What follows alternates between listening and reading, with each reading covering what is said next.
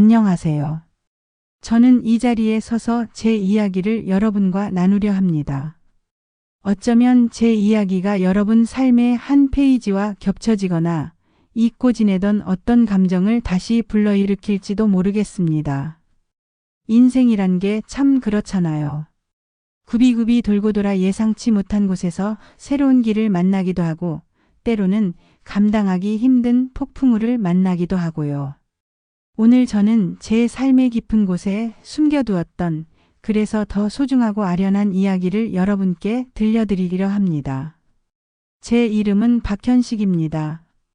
평생을 성실하게 살아왔다고 자부하며 살아온 제가 이 나이에 이런 이야기를 꺼내게 될 줄은 꿈에도 몰랐습니다.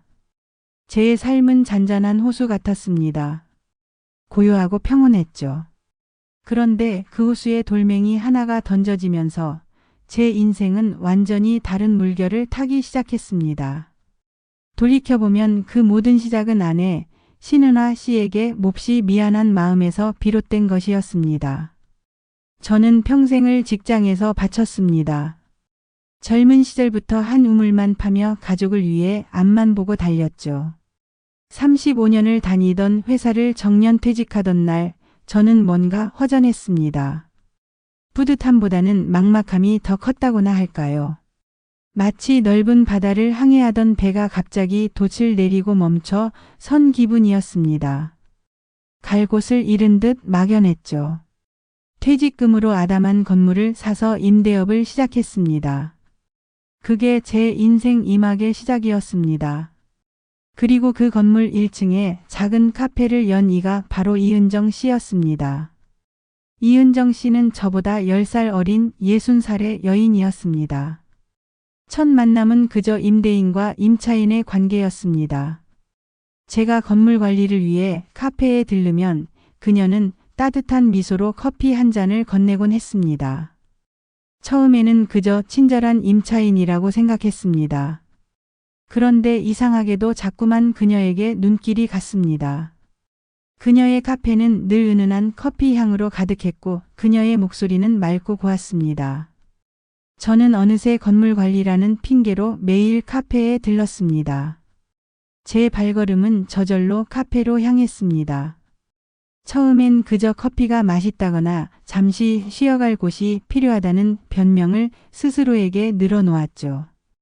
하지만 이내 저는 인정할 수밖에 없었습니다.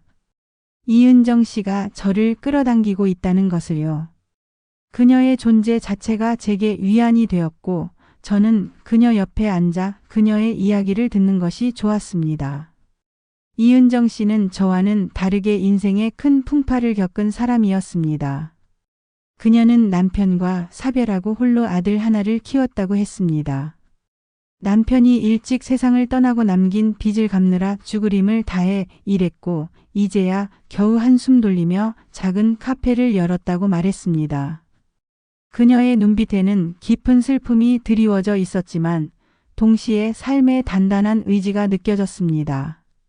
마치 거친 폭풍우를 견뎌낸 나무처럼 굳건해 보였습니다.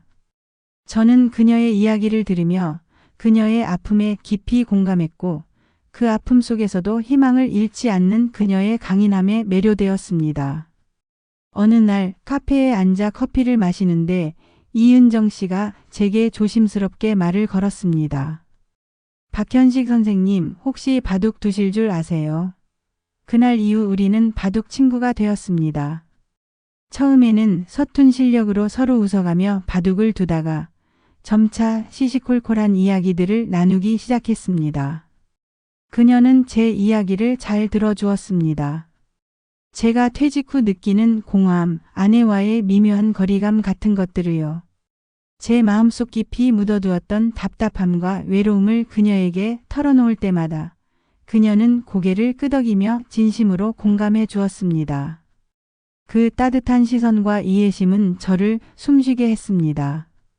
마치 오랜 갈증에 시달리다 시원한 물 한 잔을 마신 듯한 기분이었습니다.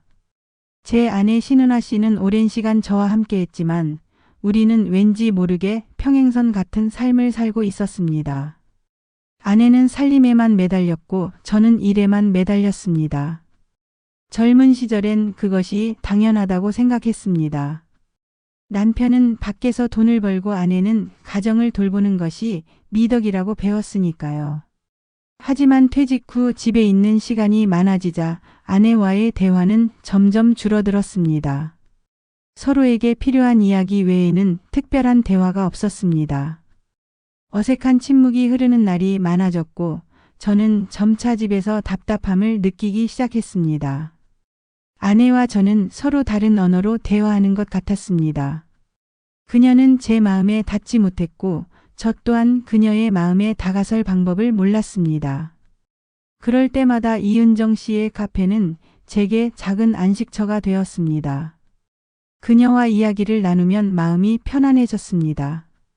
그녀는 제게 아내가 주지 못했던 따뜻한 위로와 이해를 주었습니다. 저는 그녀를 통해 다시금 웃을 수 있었고 삶의 활력을 되찾는 기분이었습니다. 마치 오랫동안 잠자고 있던 감각들이 깨어나는 듯 했습니다. 하지만 동시에 제 마음속에는 불안감과 죄책감이 그림자처럼 드리워졌습니다. 아내가 있는 몸으로 다른 여자에게서 위안을 받는다는 사실이 저를 짓눌렀습니다.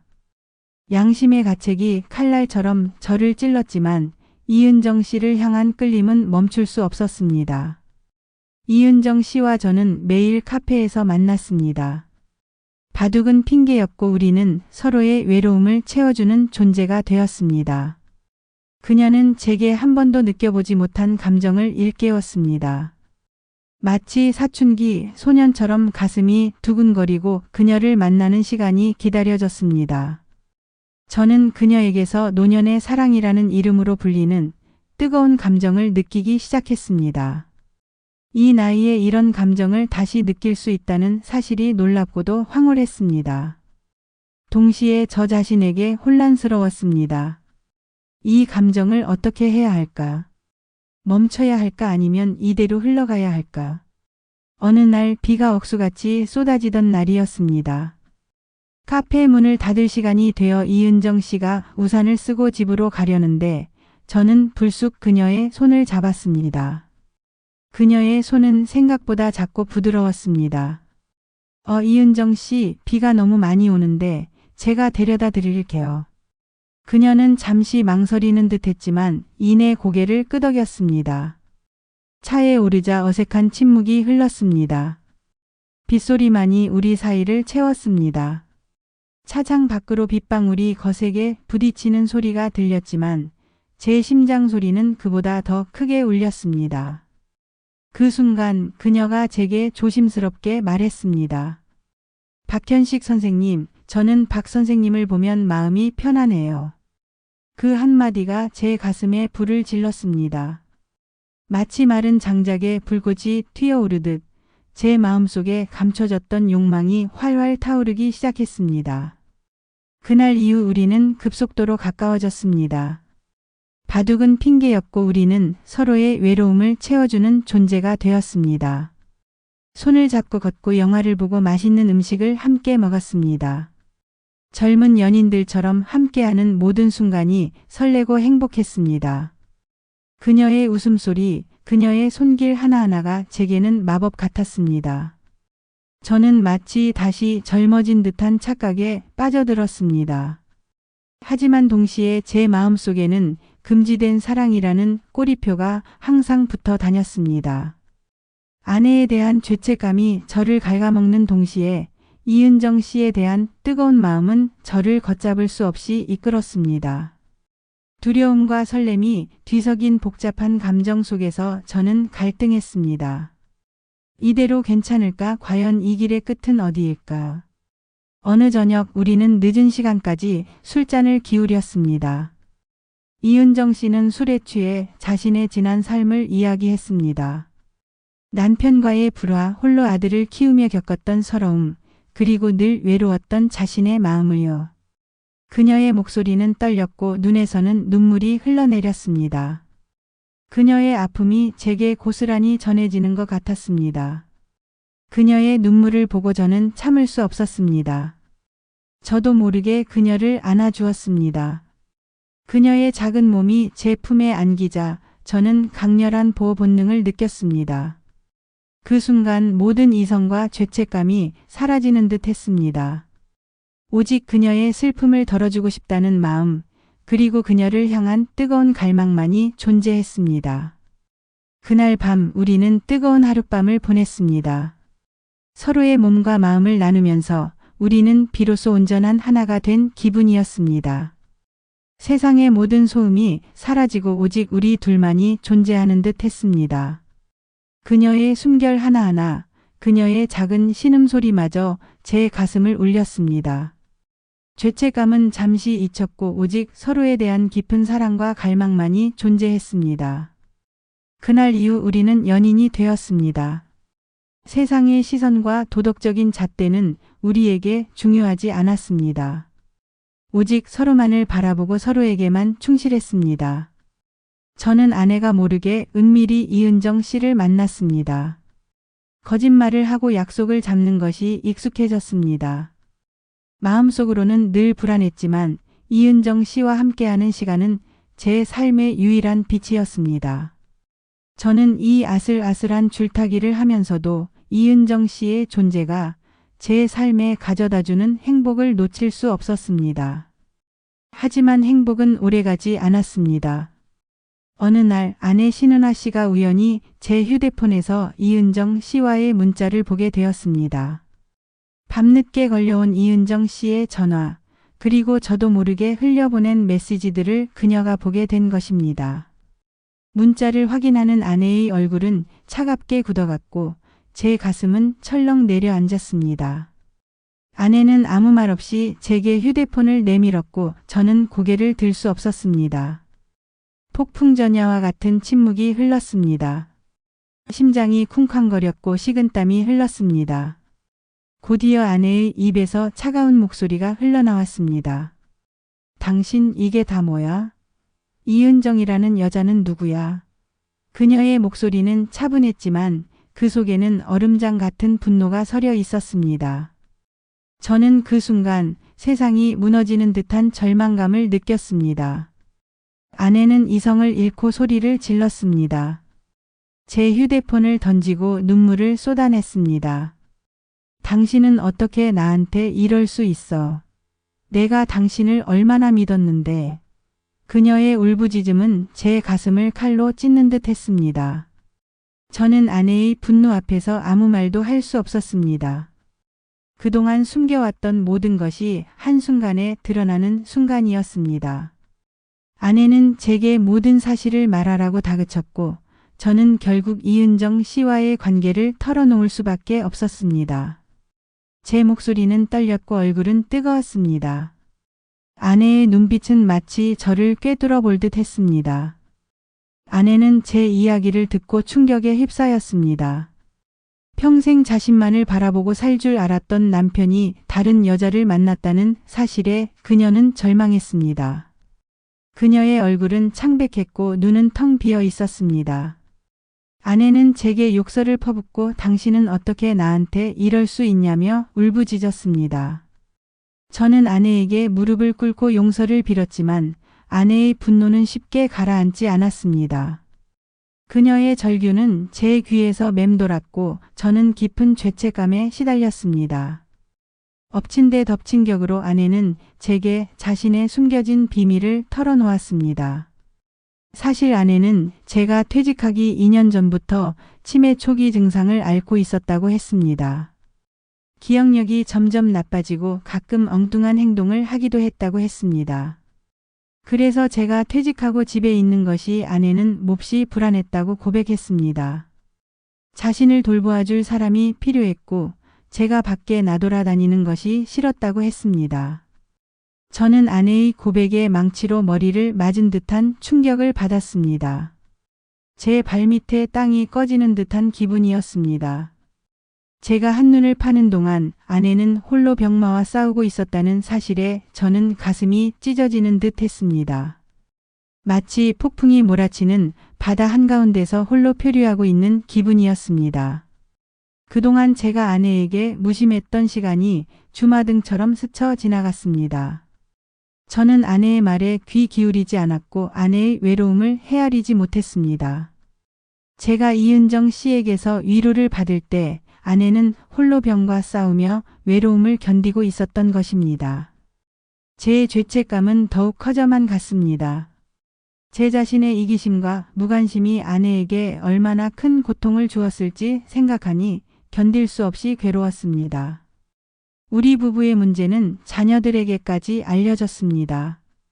아들 이준호와 딸 김은정은 부모의 불화 소식에 큰 충격을 받았습니다. 이준호는 제게 불같이 화를 냈습니다. 아버지, 어떻게 그러실 수 있어요? 엄마가 얼마나 힘들어했는지 아세요? 아들의 목소리는 증오와 실망으로 가득했습니다. 딸 김은정은 엄마를 부둥켜 안고 함께 울었습니다. 아이들의 비난과 슬픔은 저를 더욱 고통스럽게 만들었습니다. 제가 사랑하는 가족들에게 깊은 상처를 주었다는 사실에 저는 모든 것을 포기하고 싶었습니다. 밤마다 잠 못 이루고 천장을 바라보며 한숨만 쉬었습니다. 제 인생은 송두리째 흔들리고 있었습니다. 하지만 저는 포기할 수 없었습니다. 아내의 병이 저를 더욱 힘들게 했습니다. 치매 증상이 악화되면서 아내는 저를 알아보지 못하는 날이 많아졌습니다. 저는 이은정 씨를 만날 수 없었습니다. 매일 밤 아내의 병간호를 해야 했습니다. 아내는 가끔 제가 이은정 씨와 바람을 피운 사실을 기억해내고 저에게 소리를 지르기도 했습니다. 그때마다 저는 고통스러웠습니다. 마치 가시밭길을 걷는 듯한 날들이었습니다. 이은정 씨에게는 모든 것을 설명했습니다. 그녀는 제 상황을 이해해 주었습니다. 우리는 더 이상 만날 수 없다는 사실에 슬퍼했지만 그녀는 저를 위해 기꺼이 희생해 주었습니다. 그녀는 제게 박현식 씨 괜찮아요. 당신에게는 가정이 먼저예요. 제가 이해할게요. 그녀의 목소리에는 슬픔이 묻어 있었지만 동시에 저를 향한 깊은 사랑과 배려가 느껴졌습니다. 그녀의 따뜻한 배려에 저는 눈물을 흘릴 수밖에 없었습니다. 그녀의 희생은 제게 또 다른 죄책감을 안겨주었지만 동시에 그녀의 깊은 사랑을 느끼게 해주었습니다. 아내의 병간호에 매달리면서 저는 지난날의 제 잘못을 깊이 반성했습니다. 아내에게 진심으로 사과하고 아내의 곁을 지키며 그녀의 병을 돌보는 것이 저의 속죄라고 생각했습니다. 아들에게도 제 진심을 보이기 위해 노력했습니다. 아들의 분노도 점차 누그러졌습니다. 아들 이준호는 처음에는 저를 이해하지 못했지만 제가 아내를 진심으로 돌보는 모습을 보면서 점차 마음을 열었습니다.